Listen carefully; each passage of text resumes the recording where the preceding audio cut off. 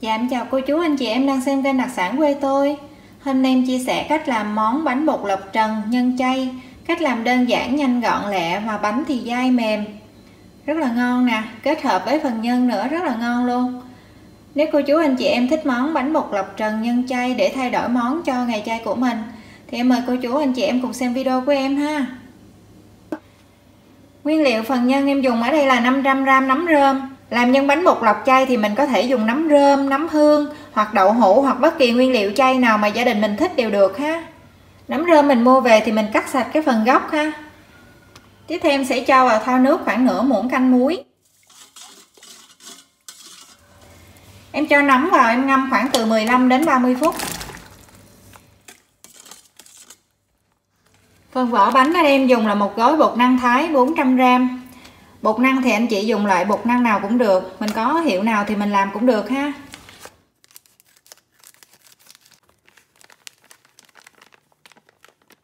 Em giữ lại một ít bột khô để tí nữa mình làm bột áo. Em cho vào bột là 1/4 muỗng cà phê muối.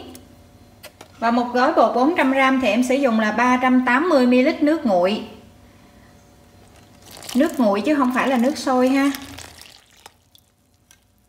Có hai cách để mình nhồi bột năng, hoặc là mình dùng nước sôi để mình nhồi bột trực tiếp, hoặc là mình sẽ lấy trùng ở trên bếp. Cái cách nhồi bột trực tiếp bằng nước sôi á, đối với những anh chị mà thường xuyên làm quen tay á, thì dễ rồi. Còn đối với những bạn mà lần đầu tiên làm á, thì cái cách nhồi bột trực tiếp bằng nước sôi sẽ rất là khó. Bởi vì nếu lỡ như nước nó hơi nguội hoặc là nước nó quá nóng á, thì nó sẽ dễ làm hư bột ha. Thì mình sẽ làm cái cách là lấy trùng ở trên bếp, là cách này. Mình sẽ dùng nước nguội để mình làm tan cái bột ra trước nè. Sau khi mình làm cho bột tan hết rồi thì mình sẽ cho vào một cái chảo chống dính, hoặc là một cái nồi hay cái gì cũng được. Tiếp theo mình cho lên bếp và mình đảo với lửa thật là nhỏ. Anh chị nhớ là lửa thật là nhỏ thôi ha. Mình để lửa nhỏ xíu ngay từ đầu luôn. Mình chịu khó mình đảo từ từ. Đừng có vội mà mình nóng ruột mình cho lửa lớn là nó sẽ hư bột liền. Và mình đảo liên tục ha.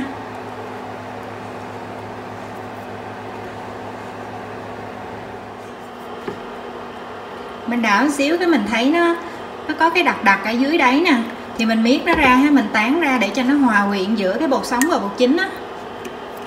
Chứ mình đừng có để nó riêng lẻ như vậy là lát nữa mình sẽ rất là khó nhồi.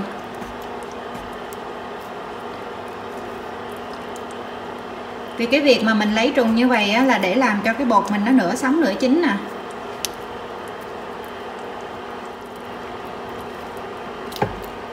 Mình tán ra, mình tán cái bột chín này ra nè, để nó hòa quyện với cái bột sống nè.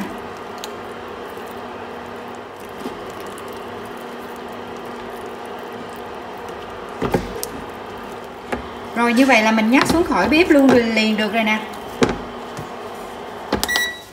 Sau khi nhắc xuống khỏi bếp thì mình cũng nhanh tay mình trộn tiếp, mình đảo tiếp, mình miết tiếp ha. Mình tán cho nó đều ra nè.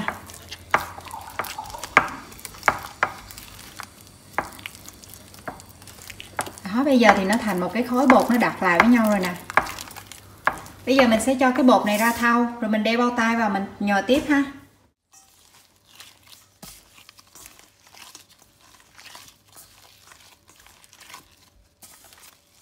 Nếu mà thấy hơi dính tay thì mình có thể cho một tí xíu bột khô, hoặc là cho dầu ăn cũng được.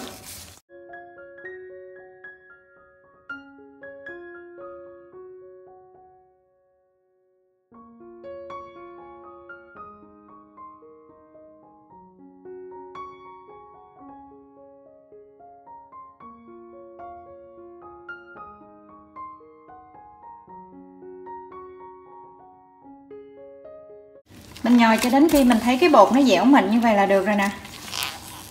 Đó.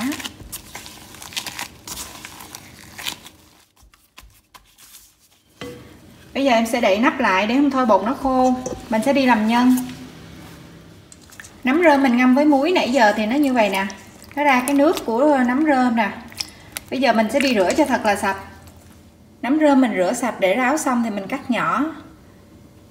Tùy theo cái nấm rơm lớn hay nhỏ mình cắt làm tư, làm hai. Nhỏ thì mình cắt làm hai, lớn thì mình cắt làm tư. Mình cắt nhỏ nhỏ để tí nữa mình dễ gói ha. Gia vị cho phần nhân chay thì rất là đơn giản. Ở đây em dùng một ít hành lá, em cắt phần gốc em để riêng để tí nữa mình xào nhân. Và một ít lá em để riêng. Chút nữa mình sẽ làm cái dầu hành. Và một muỗng canh nước mắm chay, một muỗng cà phê tiêu và nửa muỗng cà phê bột điều đỏ để cho cái phần nhân của mình nó có cái màu đẹp. Mình bắt chảo lên bếp, mình cho một xíu dầu ăn vào chảo nè. Em cho hết cái phần gốc hành và em phi thơm.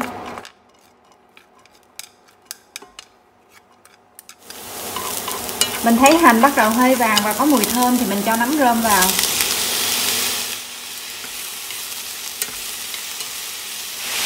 Em cho vào đây là một muỗng canh nước mắm chay.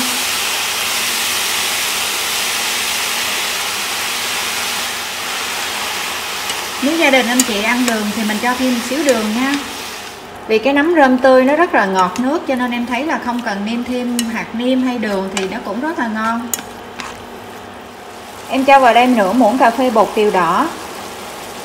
Để cái nhân của mình nó có cái màu cam cam đậm đậm giống như là cái nhân mặn vậy đó. Mình cho bột điều cũng được hoặc là dầu màu điều cũng được ha. Ở nhà anh chị có loại nào thì mình xài loại đó. Rồi mình xào cho đến khi cái nhân này nó khô lại nè. Mình xào cho đến khi mình thấy cái nhân nó chín á, thì mình ăn thử một miếng mình xem coi có vừa với khẩu vị nhà mình hay không ha. Nếu mà chưa vừa ý thì mình nêm thêm. Em thấy cái nhân nó vừa ăn đậm đà và cái nấm nó ngọt ngớt ngay luôn á anh chị. Nhưng mà cái bột màu điều á em thấy là nó không có được tươi lắm. Em cho thêm một tí xíu dầu màu điều ha.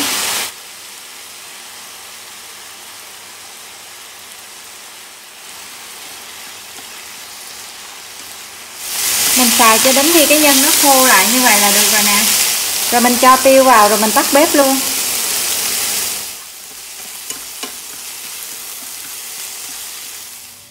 Nhân mình cũng chuẩn bị xong rồi. Bây giờ thì mình sẽ đi gói bánh.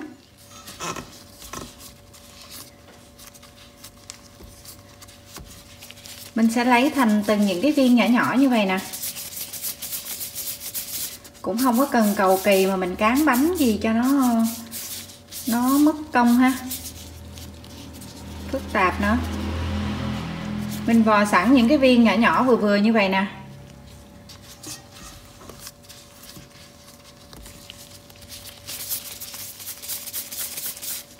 Mình vò sẵn như vậy là để cho những cái bánh nó đều đều với nhau á.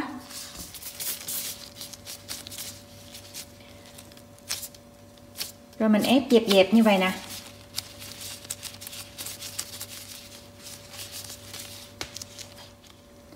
Cho nhân vào ở giữa nè. Rồi mình dép lại.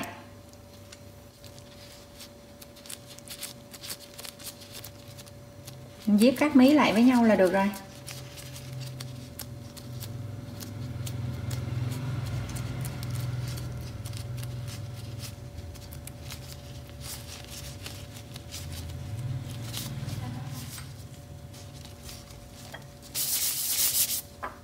Mình cho bột áo ra tay nè. Để cho nó dính lên cái bánh đó, để tí nữa những cái bánh nó không có bị dính vào nhau đó.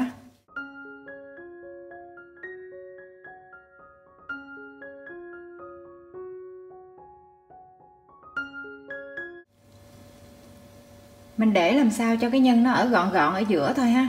Đừng có cho nó dính vào xung quanh cái thành. Tại vì nếu mà dính vào xung quanh á, thì khi mà mình díp lại á, nó dễ bị vuột cái mối lắm.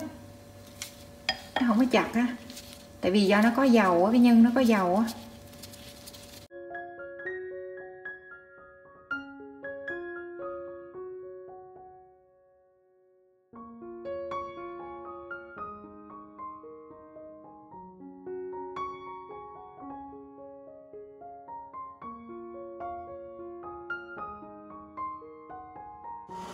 Em có bắt sẵn một nồi nước sôi để luộc bánh. Nước để luộc bánh thì phải thật là sôi bùng lên như vậy nè thì mình mới cho bánh vào ha. Mình cho từ từ.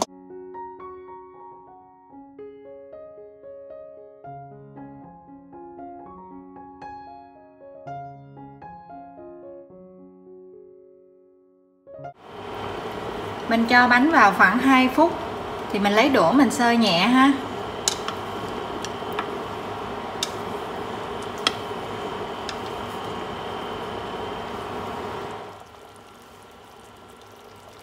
Bánh mình luộc khoảng 7 phút là bánh chín. Vớt bánh ra rồi mình đưa qua một cái thau nước lạnh. Cho liền qua cái thau nước lạnh để nó giảm nóng liền ha.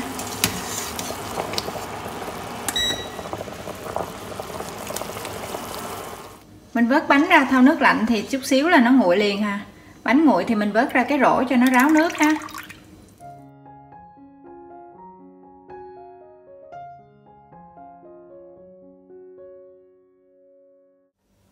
Tiếp theo mình sẽ đi làm cái dầu hành. Cho vào chảo một ít dầu ăn. Dầu nóng thì mình cho hành lá vào nè. Mình đảo cho dầu sôi đều hết là được rồi. Mình đổ liền ra tô nè. Như vậy thì mới giữ được cái màu xanh của lá hành đó. Còn nếu mà mình để một chút xíu nữa là cái hành nó không có còn màu xanh ha. Mình rưới cái dầu hành lên bánh nè. Để mình trộn lên để cho bánh nó không có bị dính với nhau á. Mà bánh nó rất là thơm nữa.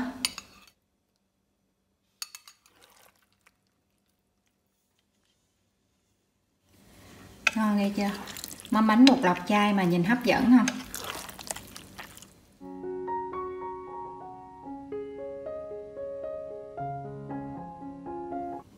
Nước mắm để ăn bánh bột lọc trần theo kiểu Huế thì mình sẽ ăn nước mắm mặn. Và ớt thì không có cắt mà là sẽ dầm ra. Như vậy thì nó sẽ dập cái tinh dầu của ớt á. Thì cái nước mắm của mình nó sẽ thơm hơn.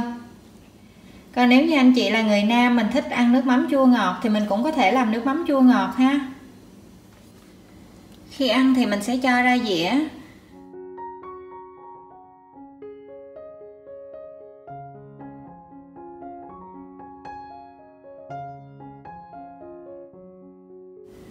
Rồi mình chan nước mắm lên nè. Nếu mình thích thì mình cũng có thể ăn với đồ chua cho nó đỡ ngán ha. Mà bánh mình làm nhỏ như vậy thì ăn cũng không có ngán đâu.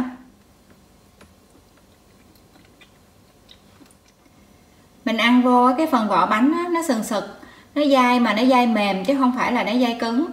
Đó anh chị xem nè, cái bánh nó mềm chứ nó không có cứng ha. Và cái phần nhân á, cái phần nhân mình làm rất là đơn giản nhưng mà ngon lắm anh chị. Cái nấm rơm tươi á, nó rất là ngọt, nó ngọt tự nhiên. Và mình không có nêm nhiều gia vị nữa mà ăn rất là ngọt và ngon. Em thấy ăn như vậy còn ngon hơn mình ăn mặn luôn á. Em sẽ ăn thử một cái không có nước mắm ha.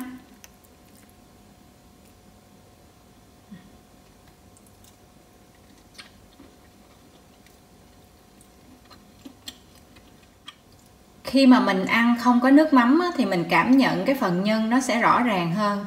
Nó rất là ngọt và vừa ăn. Nếu mà ai mà thích ăn mà nhạt nhạt á, là không cần nước mắm luôn cũng ngon nữa đó. Dạ rồi, như vậy là em vừa chia sẻ xong món bánh bột lọc trần nhân chay. Cảm ơn anh chị đã xem video của em. Nếu thích video thì nhớ tặng cho em một like và một nút đăng ký kênh. Và nhớ chia sẻ cho bạn bè và người thân của mình cùng xem cho vui ha. Bây giờ thì xin chào và hẹn gặp lại ở video tiếp theo.